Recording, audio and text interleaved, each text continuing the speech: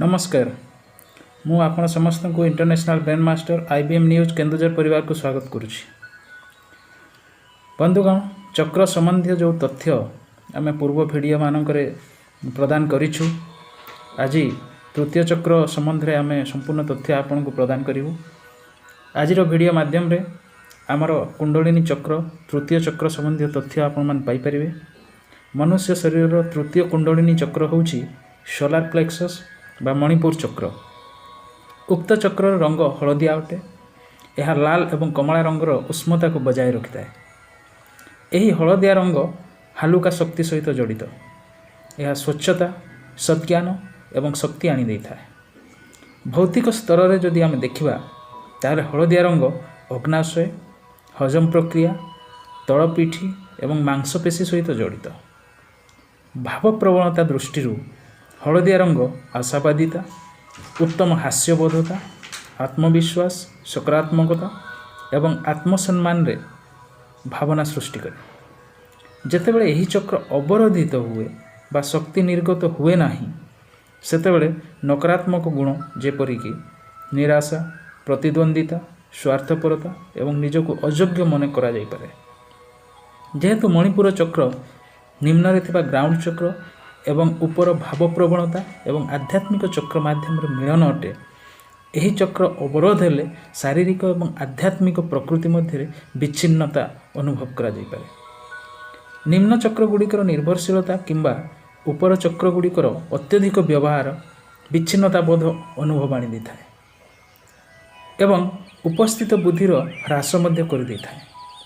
जेतेबेले आपणक शरीर में चक्र गुड़िक सुसंतुलित अवस्था थांती, आपण अधिक खुशी एवं शारीरिक भाव में शक्तिशाली अनुभव करती। जेतेबेले गोटिए बा अधिक अवरोधित हुए, आपण कम मनोबल बा विभिन्न स्वास्थ्यजनित समस्या अनुभव करेंगे।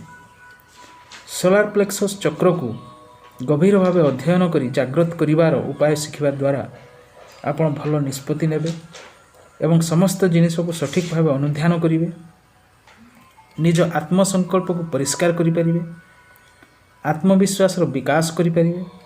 यह को जागृत करी आपण निज आत्मविश्वास को दृढ़ करने सहित निजर अस्तित्व को उपलब्धि करें।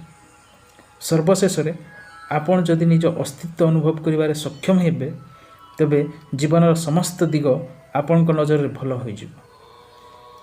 बर्तमान देखिबा यही चक्र अवरोधित जनित समस्या कौन होता है।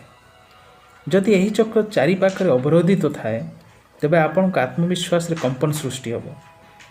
जदि केवल छोट अवरोधटीए अच्छी, तेबे कौनसी निर्दिष्ट पार्श्व रे असुरक्षित आपण रही पारंती।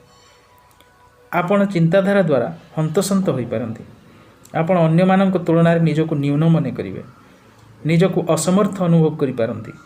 एक अवरोधित मणिपुर चक्र सहित जड़ित शारीरिक असुविधा यथा हजम प्रक्रिया एवं स्मृति शक्ति उपर खराब प्रभाव पड़िबा इत्यादि आपण को उपलब्धि हम। आपण निजको असहाय मन करेंगे।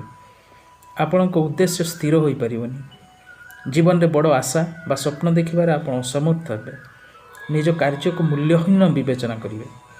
अवरोधित मणिपुर चक्र बा सोलार प्लेक्सस चक्र शारीरिक लक्षण मानक है हजम प्रक्रिया समस्या देखादेवा, स्मृति शक्ति ह्रास हो जिबा, शरीर फुली जिबा बा बांति जनित समस्या देखादेवा।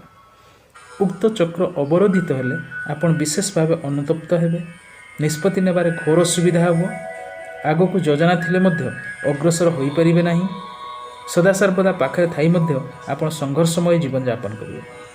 उक्त चक्र को निर्भुल भाव जागृत करी सुसंतुलित करने को अभिज्ञ तालीमकर्ता माध्यम रे उपाय जानिबा एकांत आवश्यक। ए समस्त समस्यार समाधान निमंते आम अनुष्ठान सहित मध्य आपण मान जोगाजोग करि परिबे। पूर्वर आमे जो दुईटी चक्र माध्यम रे आपण माननको सूचना प्रदान करिछु, आउ थरे मु ता संबंध रे आलोकपात करिया पई चाहिबी। प्रथम चक्र थिला रूट चक्र बा मूलाधार चक्र, जहार रंग नाली एवं द्वितीय चक्र रे आमे आलोचना करिथिलु स्वादिष्ठान चक्र बा ताकू सक्राल चक्र बोली कहा जाए, जहार रंग कमला रंग अटे। एवं आज आम ये तृतीय चक्र माध्यम रे आपण मान सूचना प्रदान करुछु, यार रंग हलदिया अटे। तेणु भल भाव निजक आपण मान विश्लेषण करंतु निज विषय जानतु आध्यात्मिक ज्ञानर वृद्धि करंतु एवं समस्ते सुखमय जीवन यापन करंतु। सो सर्वशेष आपण मानक बहुत बहुत धन्यवाद अर्पण करी। Just keep watching IBM news Keonjhar. जय हिंद।